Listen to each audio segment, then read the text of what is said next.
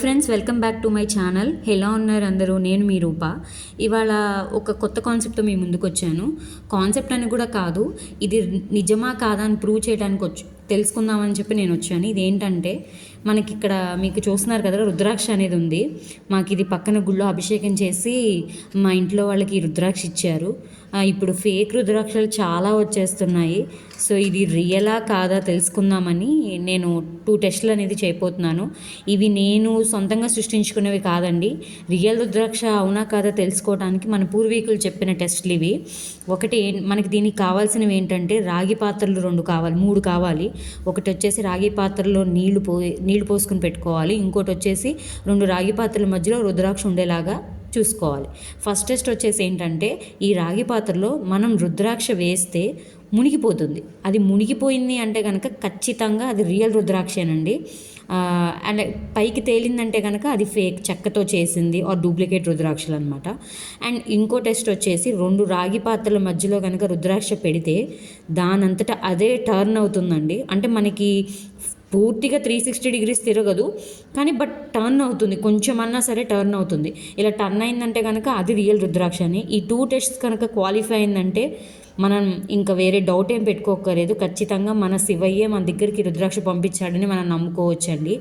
ఒకవేళ ఇది రియల్ రుద్రాక్ష అయితే మటుకు దయచేసి ఎవరు మెడలో వేసుకోవడానికి ధైర్యం చేయొద్దండి. ఎందుకంటే మెడలో వేసుకుంటే చాలా పవిత్రంగా ఉండాలి, చాలా శుచిగా ఉండాలి, చావు కార్యక్రమాలకు వెళ్ళకూడదు, దినం భోజనాలు చేయకూడదు. మనం బయటికి వెళ్తే రకరకాల వాళ్ళు మనకు ఎదురొస్తారు, అన్నీ అవుతూ ఉంటాయి. అలాగే సంసార బంధనం సాగించే వాళ్ళు ఉంటారు. అలాంటప్పుడు ఇది మన ఒంటి మీద ఉండకూడదు. అండ్ ఇది ఒంటి మీద ఉంటే తట్టుకునే శక్తి కూడా మనకు ఉండాలండి.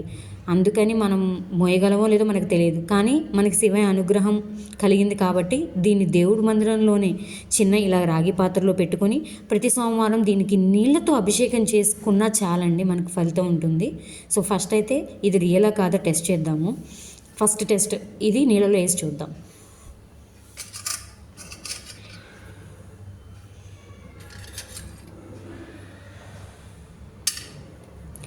మునిగిందండి, చూడండి మునిగింది.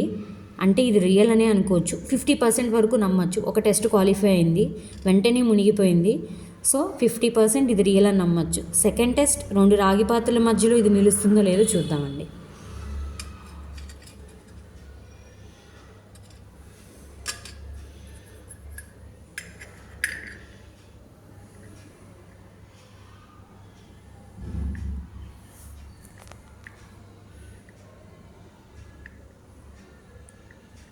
చూడండి ఫ్రెండ్స్, నేను క్లోజప్లో చూపిస్తున్నా, మేము ఎటువంటి మూమెంట్ ఇవ్వట్లేదు, దానంతట అదే తిరుగుతోంది.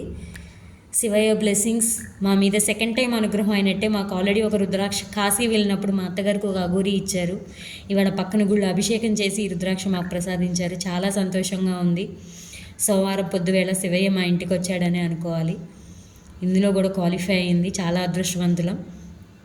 చూశారు కదా, ఇలాంటివి ఏమైనా నాకు తెలిస్తే నేను మీతో షేర్ చేసుకుంటాను. ఖచ్చితంగా ఇలా రియల్ రుద్రాక్ష అవునా కాదో తెలుసుకొని మీ దగ్గర రుద్రాక్షలను చెక్ చేసుకోండి. ఒకవేళ అది రియల్ అయితే కనుక ఖచ్చితంగా దాన్ని దేవుడి మందిరంలోనే పెట్టుకోండి.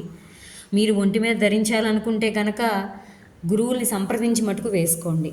Okay, thank you friends, bye.